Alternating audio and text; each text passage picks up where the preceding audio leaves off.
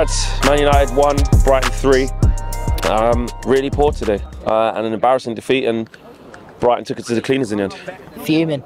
I said Nottingham Forest game, I didn't want to be negative, but I said I thought we looked worse. And I was almost thinking, I don't think Højlund and Rashford can play together, especially when Højlund's down the middle and Rashford on the left, because Rashford's decision making is horrendous. Like, Højlund, his movement was brilliant today, and Rashford's just head down, shooting into the side netting. Like, what's he playing at? Well, that was in that one. I mean, before the goal that got disallowed, that was what we want to see from Rashford. You know, sit your man down, get the crossing, because you're going to have Højlund in there who will be there, and it just didn't work today. And we played a diamond today in midfield, didn't we? No wingers. It didn't work. Like Ten Hag, I rate him, but today his man management was about as much use as second-hand Tampax. Like, honestly, he was absolutely terrible today. Taking off Højlund, and he was our best player for me today. He's our best player. That's, you know, obviously he's coming back from injury. If he goes down with another injury, we've got to play him in. Imagine he would have got injured now. Got to go Bayern Munich without him. But when you're losing, it's almost like you kind of have to take the risk, because like, it's a results game. Like, we'd have been happy if we got a win today, but obviously it's not happening. What was the biggest problem for you today? Was it our formation? Was it Ten Hag subs? Was it that players weren't putting it in, mentality wasn't there? Was it that Brighton are just too good? What was it? We don't have our players aren't good enough on the ball, and I was almost thinking before the game, should we sit back and try hit on the break? As much as I know we're at home and like the fans might not be happy, but I'm pretty sure the fans would be more happy with a win than a performance. And like, McTominay's not good enough on the ball. Eriksen, he's lost the yard of pace, and Rashford's decision making. I know.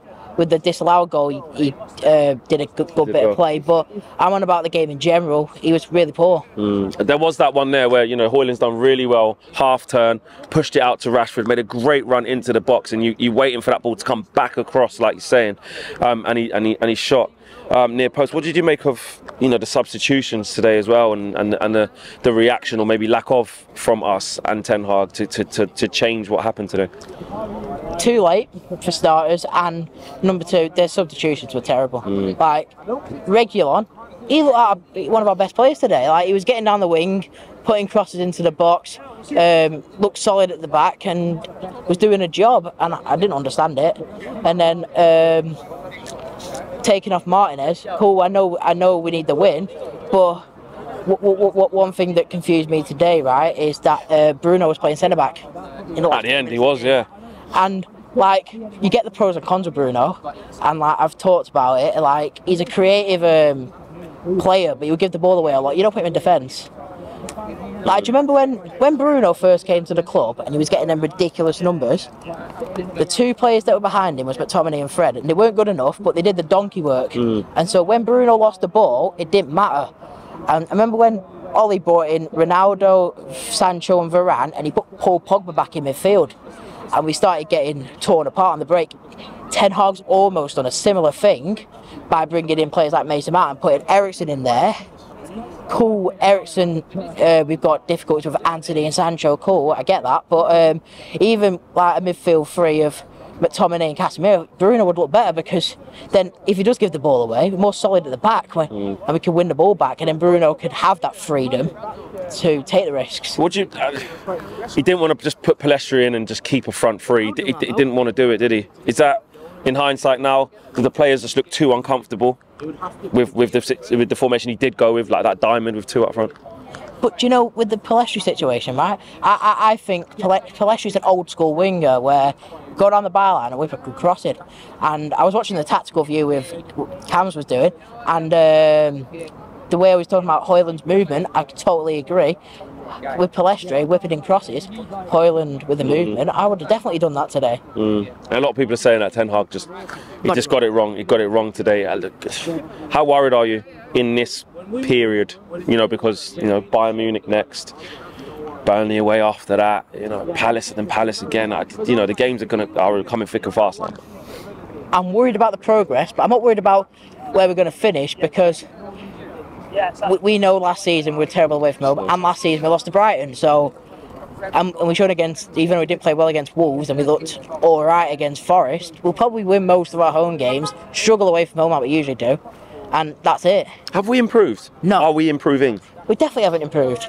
I actually think we'll probably look better when Amrabat comes into this team, because, well, it depends what Ten Hag goes with, because obviously Mason Mount's his guy, gave him the number 7 shirt, but for me, when I was talking about Bruno with his numbers he was getting at the beginning, I actually think Bruno could get back to them numbers if you put Amrabat and Casemiro behind him, because Casemiro can break the line, defend, and then Amrabat can be the first phase player to pick up the ball off the defenders and break the lines.